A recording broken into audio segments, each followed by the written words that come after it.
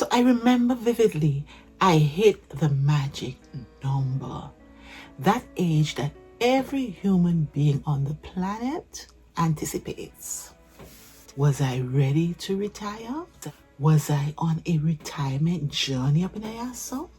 Was I ashamed of my finances? Was I proud? Was I embarrassed? You'll find out in this video up in Ayaso. Welcome back to my channel, and if you are new, I just want to thank you for coming here.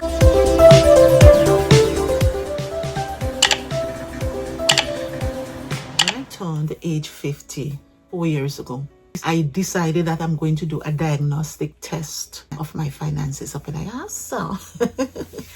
Now in teaching, when we administer diagnostic test, is to see the varying levels, learning capacity of our students. I was doing a diagnostic test on myself. My finances up in Ayaso.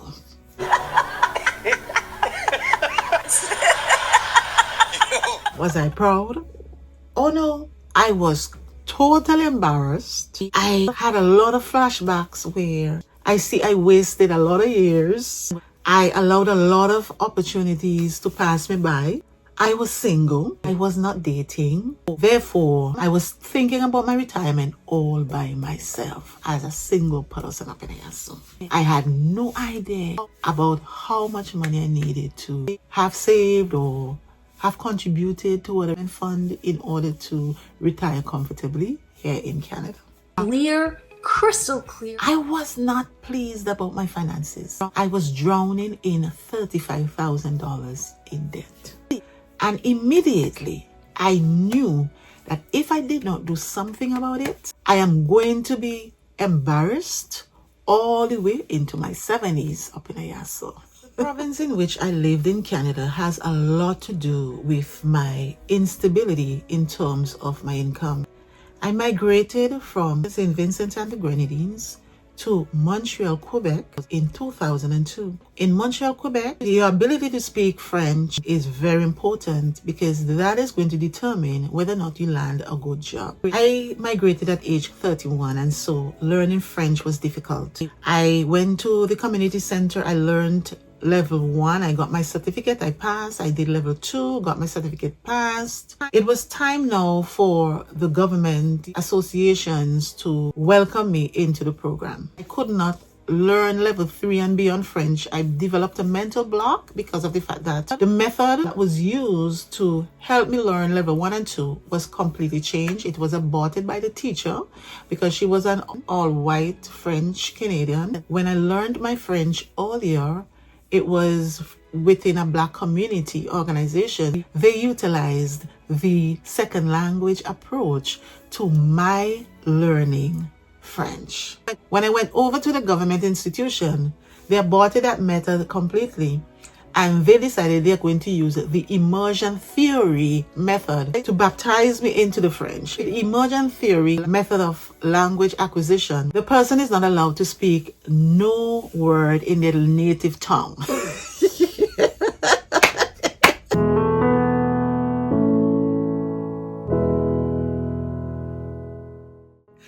The old method where I learned level 1 and 2, they were using the English-French translation. I already learned to walk with that method. And now you're telling me I can't use my mother tongue to even learn the French? Mental block up in there, so. And as a result of that, I could not learn the rest of the French in order to land me a good job. My background is teaching. I came to Canada already as a qualified teacher, and so it was difficult for me to get in. Yes, I taught there, but in a private school for a couple of years. I wasn't required to speak French. I took sick in 2011, and then I decided that I'm going to abort the teaching and go into something else. It was a hard road. Everywhere I applied for jobs, they kept telling me that I have to be bilingual. I'm like, okay, I'm educated, I'm intelligent, but yet I'm not allowed to find a good job that does not require the French in order for me to get a steady income to prepare for my retirement.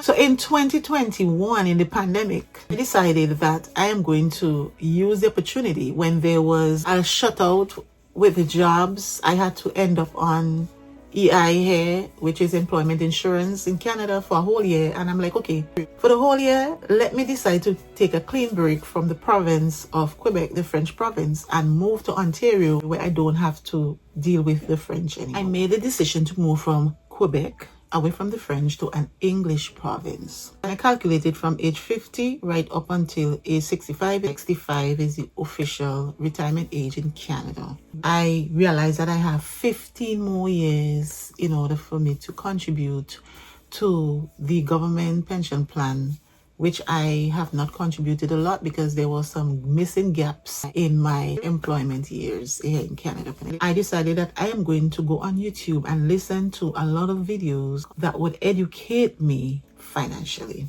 Yes, I have studied accounting. I've taught accounting up to grade 10 here in Canada. Was I even financially literate? I thought I was not. Because financial literacy has a lot to do with your behavior with money and how you would allow your money to either work for you or work against you. I never knew all of that. They don't teach you that in school up in so.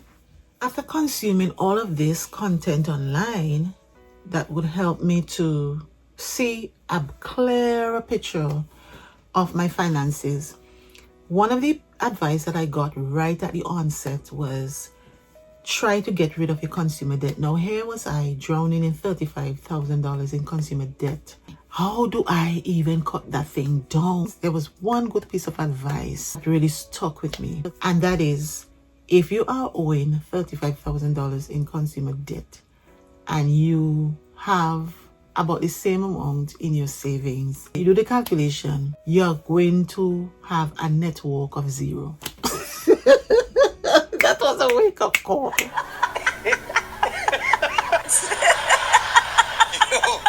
Guys, that was a wake-up call for me. You know, sometimes, although you know the facts, you just don't want to stare at the facts, oblivious to the facts.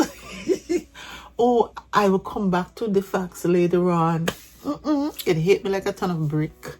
And I realized what I own minus what I owe equals to my net worth. So if I have 35K in consumer debt and I have 30K there, then when you do the subtraction, I have nothing. And here was I, looking back at all of the principles that I've learned in accounting. Asset minus liabilities equal your asset. And I was not living by the rules. I was breaking all of these rules up in here. So, and this is where financial literacy comes in. And I am so happy that I can engage you on this channel in segments that provides you with money smart tips up in here. So, I shared with you in a video already what I did with the 35K debt, that I went straight into my bank account and I took out all of that money and I wiped out everything. It was hard, painful. So if you want to see this video, you can go on the channel and you can go and watch that video up in here. So how I wipe out 35K in consumer debt within a short space of time. I was happy to get out of it. And so the deterrent that stood in my way from me saving for my retirement was gone. Did I look back? I never looked back, because I realized that I am at an age where I am responsible for my own retirement. I am responsible for my own finances.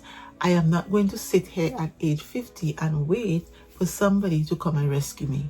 For a man to come and rescue me. I don't have any parents. They're all deceased. In the past, I've been married and I decided I'm going to work together with my ex-husband in order to make a life. It didn't happen. I tried with another relationship. We weren't married. Same thing. This is why I decided, you know what? Let me try doing this thing by myself. Let me try earning and saving and correcting the mistakes I have made prior to age 50 up in here. So the first step I made toward getting that 35K out of the way and setting other financial goals for me to achieve was to downsize. So when I was in Montreal, Quebec, what I did, I sold out all of my furnitures. I'd already researched how to pay a lower rent in order to save more. And one of the things I've listened to a financial advisor, they said, if you want to save more and invest more, you have to make sure that your rent or your living cost is 1/4 of your take-home pay. That resonated with me right away when I saw. And I'm like, okay, how am I going to do that?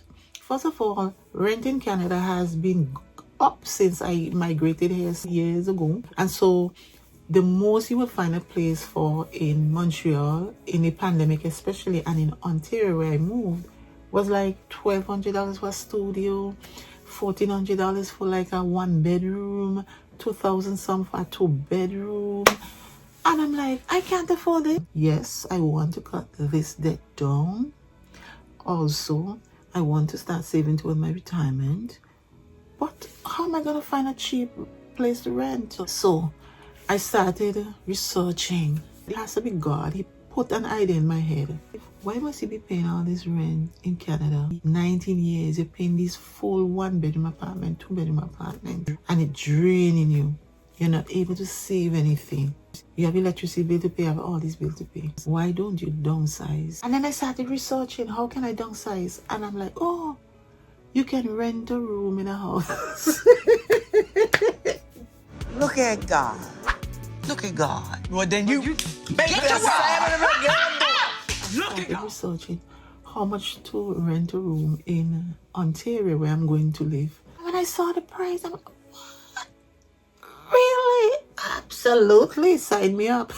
So I went on a website where you can find places to rent in Canada, and I got a room. And then what I did, I'd already emailed the landlord first and last rent, and I gave him the date when I'm moving. I put all of my furnitures on Facebook, advertised them. Within a month, everything was sold out, guys. I've already had all these high-end furnitures and was really setting up myself to own something for myself. Then I realized I could not stay in Quebec with the French being a blockade to my financial stability and progress. So I had to get out. In 2021, I moved on. Now I rented a room.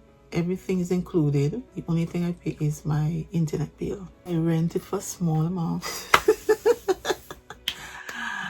It was hard the first time. I'll make other content to explain to you that progression, that journey into downsizing, and how it really affects you psychologically, socially, emotionally, you name it. But me, I am not even thinking about all of the other things that came in the way. My eyes was on my retirement goals. And so it's been, this year will be 4 years now because I'm 54 years old. 54 years old now.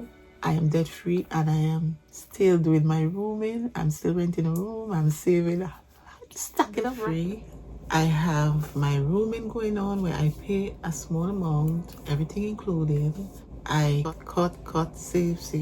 Then the bank introduced me to investing. Back in 2015, they introduced me to it and I'm like, I didn't have education on investment. 2 years ago, they introduced me again to it, hop onto it. It's such a good thing. The bank actually allows you to take your money and invest it. So in essence, I loaned the bank my money for a period of 5 years, and then they're going to pay me a guaranteed interest on it, and my capital that I loan to them is also guaranteed.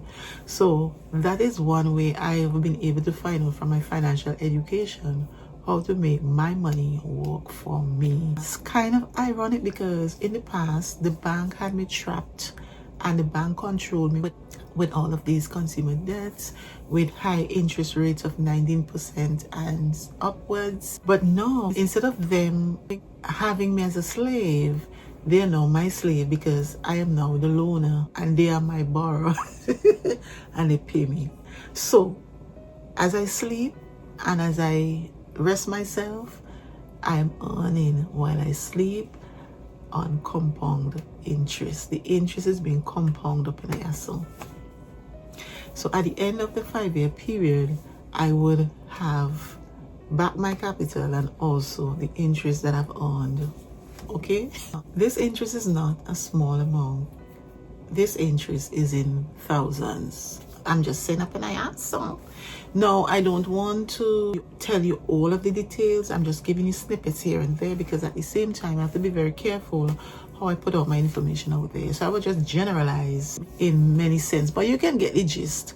If at some point you would like me to explain to you how this investment with the bank happens, I will certainly make a different video where I explain to you the process without inserting myself into it, because I don't want to bring too much attention to myself here in terms of my finances of NISO.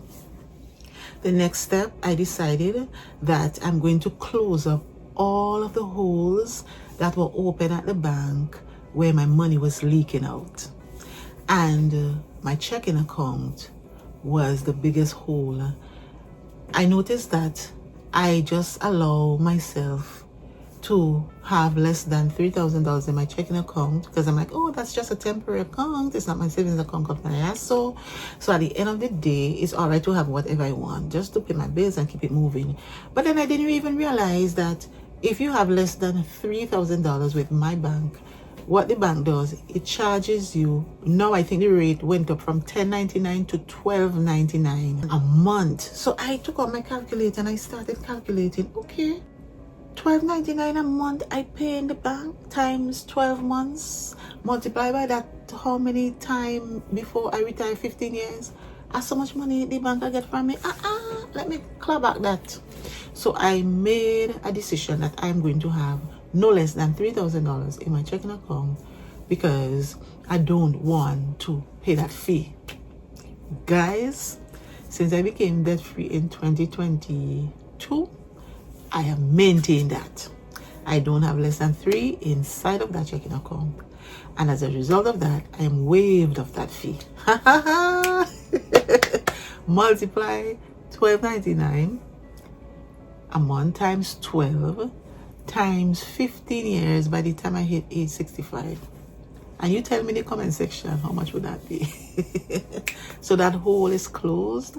Then, as I shared with you guys before, I close my line of credit because I don't want to be tempted to go and spend it. And I told you also that I was able to reduce my credit card balance from $12,000 to $2,000. Right now it's only $2,000.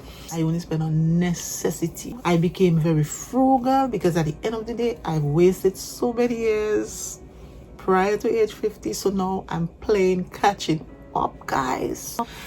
Catching up, so I have to be rigorous. I'm on a rigorous financial journey because I have to compensate. I have to overly compensate for all of the years I've wasted. I'm just saying up in here. So some of those years in Canada were not my fault.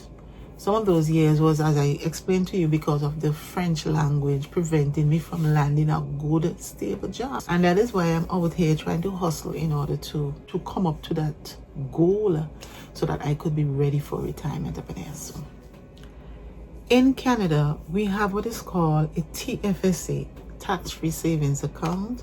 That is where the government tells you what is your contribution room as a Canadian citizen resident, right? So I already know my contribution room. Every year the government tells you, okay, you can contribute $7,000. That's your room added on to the original room that you have. So some people, what they do, they max out their room. So my goal is to max out the whole room so that when I reach the age of retirement, I can withdraw from it without paying the government tax. That's why it's called a tax-free savings. So my goal is to take my investments, whatever investments I have, once the maturity dates have arrived, they just go back into the TFSA account and sits there. At the end of the day, I do have my contribution to my TFSA account for my retirement. Yeah. So now, guys, I'm at age 54 years old and I have exactly 1 month before I turn 55 next month. So at age 55, I would have 10 years before I officially retire here in Canada.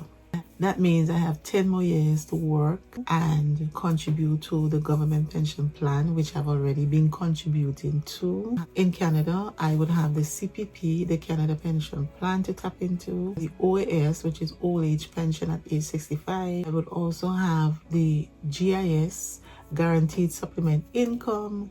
If the OAS and the Canada Pension Plan are not enough to cover you, then you would be entitled to another supplement package from the government called the GIS. Plus, whatever retirements I have in the other accounts, I could withdraw them and live off of that. Also, you guys asked me my retirement journey. Now, what do I want to do when I retire? I also have some business concepts. I have my book. I'm a published author. I've authored 2 books. I'm a book publisher as well. So I plan to give consultancy for persons who are desirous to become authors of books. Already a gospel recording artist. I have my music online. Persons can download my songs. I also have a t-shirt line for my music. And I have a spice that I want to get my license to put into the stores. In summary, on my retirement journey preparation, I'm debt free, I have downsized, I have investments, I've cut my expenses, I save into the TFSA or tax-free saving. I have my Canada pension plan, old age pensions from the government, and also another governmental supplemental income if I do not have enough CPP and OAS pensions up in here. So, plus my business concepts. How did I do? Do you think I'm ready? I'm on the right journey. When I hit age 65 as a single woman, let me know when I answer. Thank you for coming to sip with me today from my Money Smart cup. Remember, no matter what you do, never try to put out another person's light in order for you to be able to shine. God bless you.